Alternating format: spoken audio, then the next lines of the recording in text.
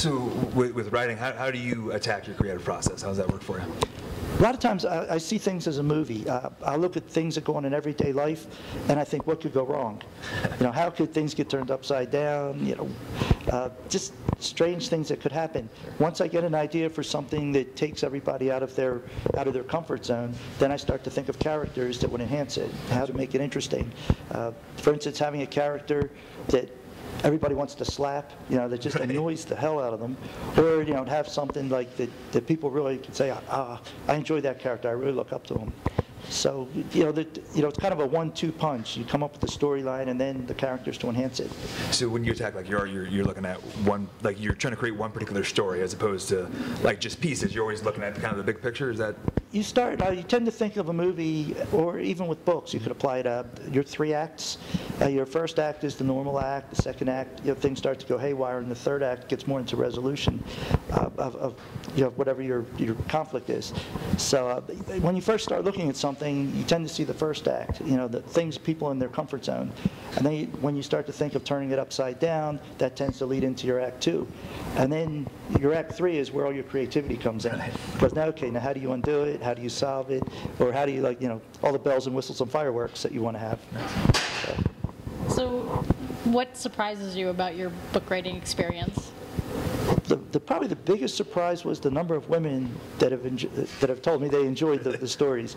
There is romance in it. It's more of a dysfunctional romance, which I don't know. Maybe that's the reason why they like it. But I thought it was something. I expected the younger crowd to like, which that has worked. A lot of the older men, the 40s, 50s, I thought would enjoy it. That's worked out well. But the overwhelming number of women that have come to me and said, "I really enjoyed your story," it's like, wow, this was a surprise. That's the one group I didn't expect. So with your fan base the way it is, and many authors think it's important to find an agent than a publisher, but you decided to go with small publishing. Why is that? Yeah. There were a lot of things I researched. When I started off, my first book, Fractured Time, was published. I was smart enough to keep the rights to it because I was interested in a movie. At some point, I figured out if somebody wanted to do a movie, I saw it as such, or if I wanted to actually write the screenplay. One of the things I learned that if I sold the rights to the book and there's a movie deal, it's not my book anymore. I sold the rights, so I really don't get anything. So it seemed like it was a smart thing to do to keep the rights. And with the big publishers, that's where they make a lot of their money, is when they sell a book's rights for a movie deal.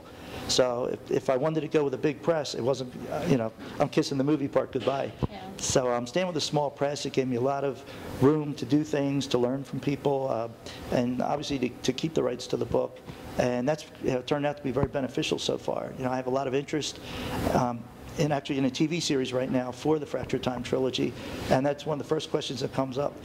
Do you have the rights, and who's the publisher? Sure. So it's really helped out. So that kind of stem me in that direction, staying small, having a chance to build a fan base, which is another thing that bites a lot of people. If you go right to a big publisher without a fan base, you're probably going to be out of print in 6 months, unless you have a niche product that's going to sell. An agent, you don't need.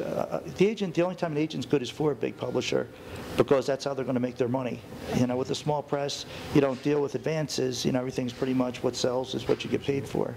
So, in that respect, agents, you really don't need them, in a case like mine. So.